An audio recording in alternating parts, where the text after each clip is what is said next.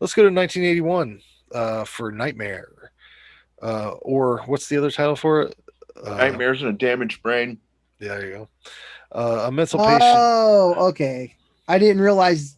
I know that title, but this I didn't realize that was this. Okay, Yeah. all Uh, right. a mental patient embarks on a murder spree upon escaping from an institution. Uh, you could also that could also be the summary for Lots of Halloween. movies. Written and directed by Romano Scavolini. Um, did you know that Tom Savini threatened to sue over this movie? Yep. No. They tried to credit him for special effects on this film.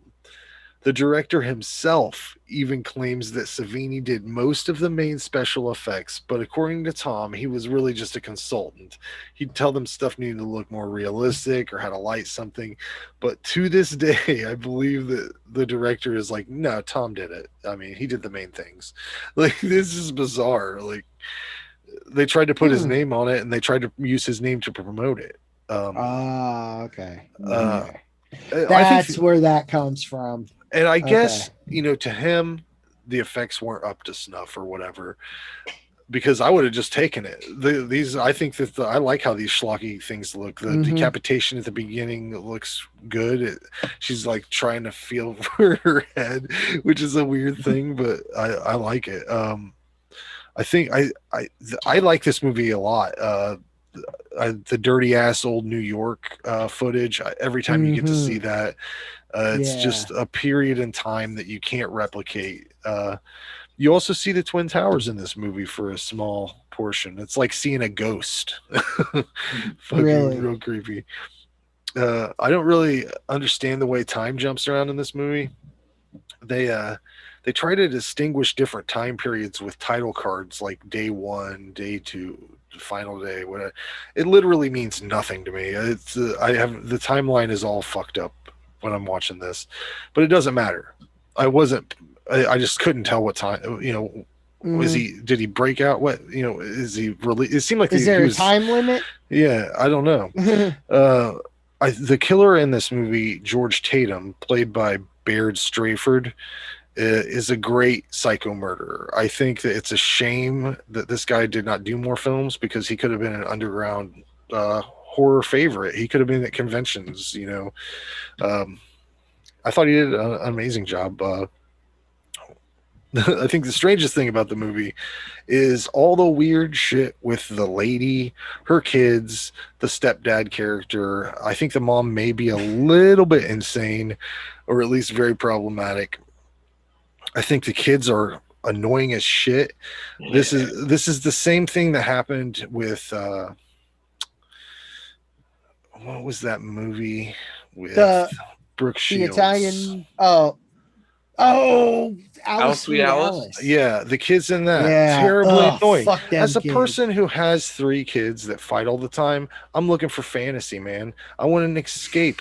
I don't want to fucking see the exact shit that just happened 2 hours ago in my kitchen on TV. It's not entertainment to me. Um, so don't do that. It's not hard to write. I think it's. I get offended by it. I'm like, you are people that write a movie. You've written a thing. You've had time to make these characters whatever you want, and you've made them bicker and fight, and none of the dialogue matters. They could be saying anything, and it doesn't matter. You're just making me upset.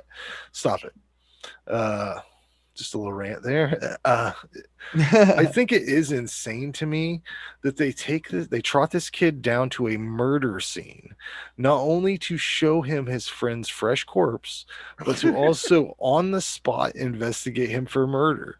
That was fucking nuts. That would damage a kid to no end. They would have to hook him up with some therapy after that.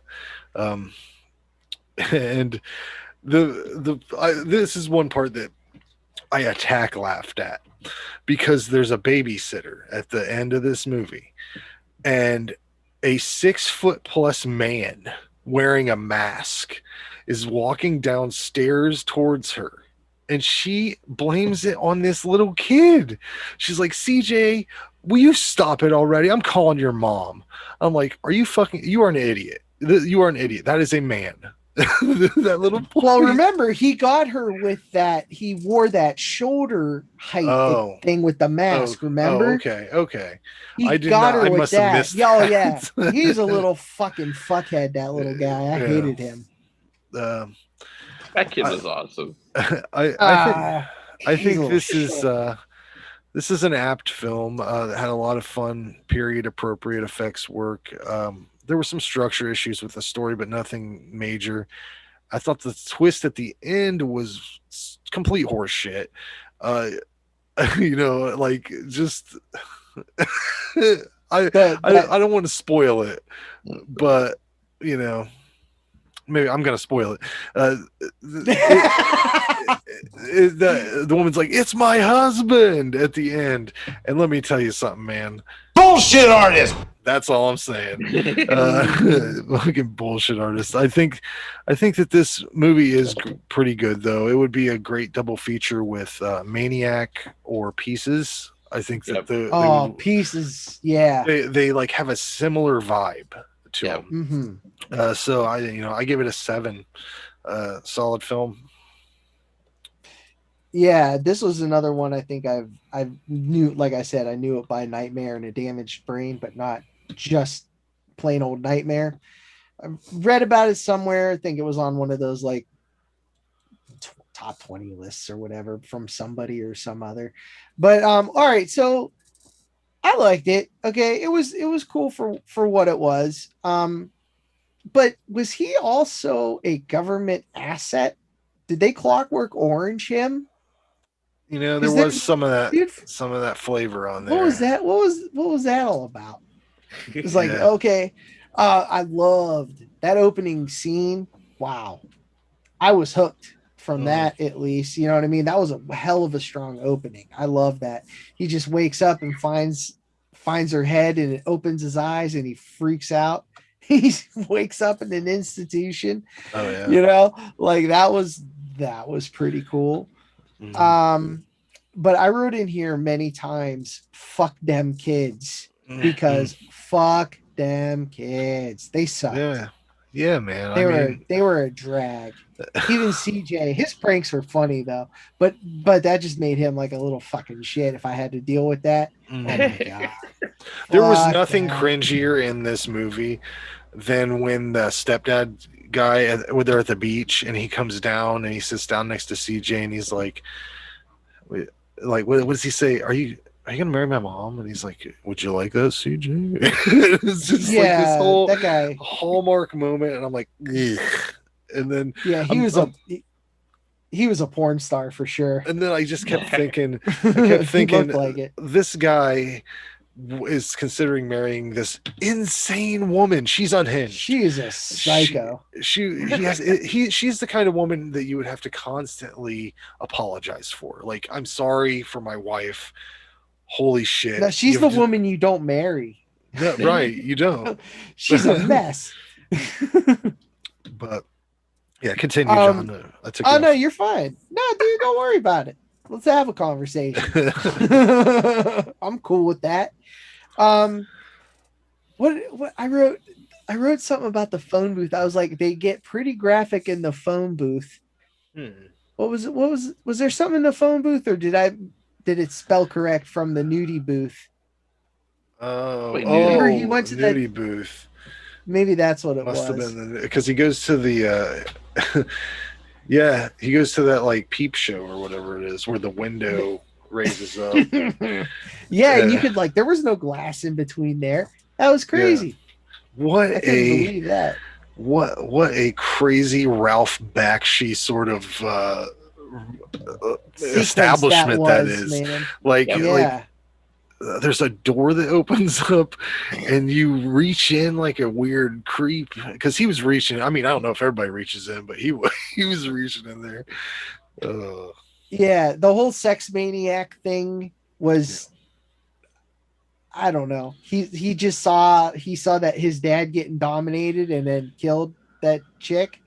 Yeah. Is that okay? It's kind of like the Christmas Evil kind of thing. Do you remember Christmas Evil? Oh, yeah. The whole thing is set up based on this dude seeing his dad dressed up as Santa, and rubbing on his mom's leg. And then he goes insane and like that's where he breaks.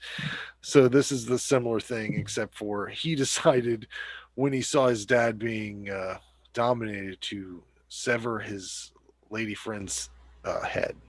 So yeah, I was like, all right, whatever. I was like, whatever. Let's keep it trucking here. Let's. He had a question to ask her. Yeah, yeah, he did. You know who the kid reminded me of? Is the kid that's in the toy? What's his name? God damn it. The kid from the Christmas Story, but not Ralphie. Yeah. He did porn. Yeah, too, yeah. That kid. Yeah. I can't remember his name. He did some porn. It's like Scotty Thompson or something like that. It's definitely Scotty. Yeah. He was Flick. Yeah, but anyways, where were we? All right, yeah. So, so like, that guy took a lot of damage and kept on trucking. He kept some like Jason Voorhees damage, man. Like he got shot like 6 times. Well, 5 or 6 times. The kid emptied his revolver, and then he shot him. It was a good shot too. Yeah. Oh, yeah. He wasn't afraid of shit when he went back in there. Like the second time, he's like, still got that gun." The way he did that one shot. Yeah. I said CJ with that shot through the hole in the door was fucking clutch. Yeah. Like that was awesome. Yeah, for sure. But yeah, that was unbelievable amount of damage he took. Oh yeah, I admired that, but I mean, still though, those kids just got on my fucking nerves, man. They really took me out of it. The effects were good, really good, actually. I thought they weren't Savini good. Yeah, I don't know if he really did it or helped. I can almost see it like in my head. You've met people that like want to be more involved with something than what they are. Like they probably called Savini in. He come in, he's like, I can just picture him standing around, and the guy's like, so that's what you would do then. So we could take this as a Tom Savini idea. This is a Tom Savini here, like well, and then they like just tried to use it, in any way they could. They embellished his role. They're like, well, we paid him to be here, so I think they had his name on some credentials somewhere, and he was like, no, you can't. You can't do that. But. Yeah, he wouldn't have been happy. But yeah, I gave this one a 5 because fuck them kids. That's all it takes. Where you land, Rob? Oh man, see, to me this was one of my favorite slasher films of all time. So to me, this is a perfect 10. I saw this when I first was like, I was like maybe 12 or 13. I had rented it. It was like on a double feature from Continental Video.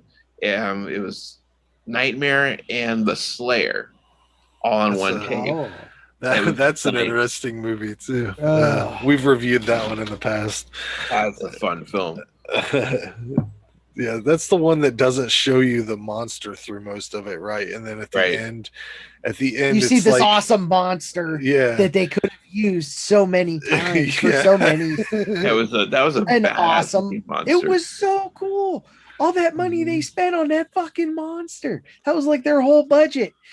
Yeah, I think I do. If I remember right, there was something about the structure of the monster that made me laugh out loud when I thought about the way it was killing people, because like a lot of that's first person, right? Like in the Slayer. Yeah. But anyways, Rob, continue. Yeah, man, that was just like the brutal gore, and it was just like the special effects are really well done. I loved all the gore effects, and then if you have the uncut version, which I watched it on my DVD, so it's like I don't know how cut the Tubi version was, but like some of the pretty uncut. Yeah. Oh really? I don't know. It seemed pretty violent. You tell me what was cut, and I'll tell you if it was. We'll see. Like the scene where the lady is getting stabbed in the uncut version, You know, you see the knife go all the way in, and he just keeps doing it. It's Yeah, like it was pretty long. I feel so like that could be happened. the uncut version. Then They might I have feel like that cut a little bit of it out, but you definitely saw the knife going in, right? Like, yeah, I know at least once I saw that. yeah, they might have trimmed it up a Yeah. little bit, but yeah, solid stuff. badass flick. What's no? You said it was 10, so there we go. Yep.